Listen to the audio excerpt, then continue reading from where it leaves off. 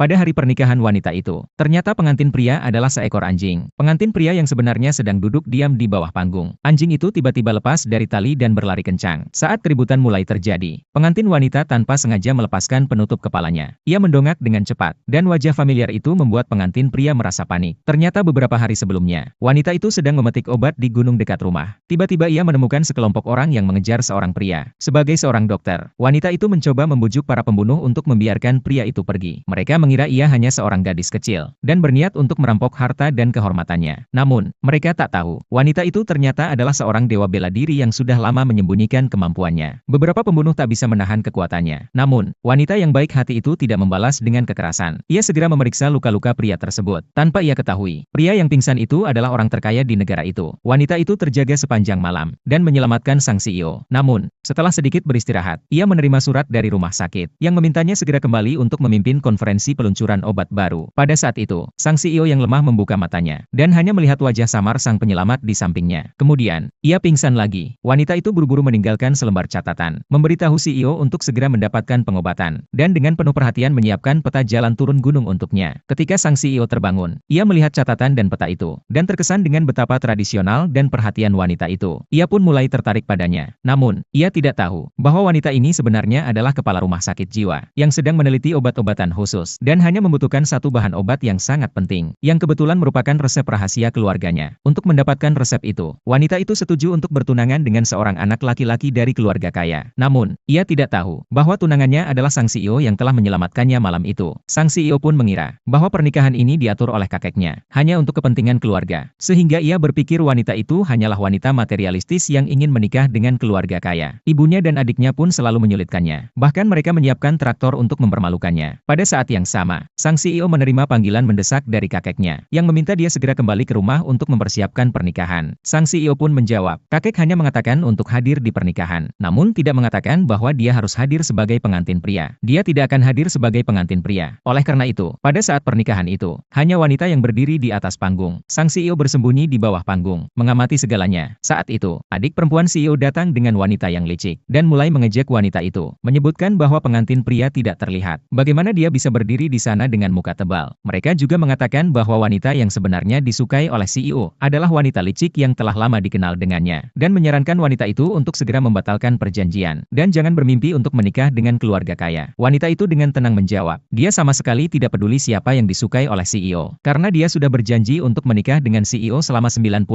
hari. Perjanjian itu tidak akan mudah berubah. Wanita licik itu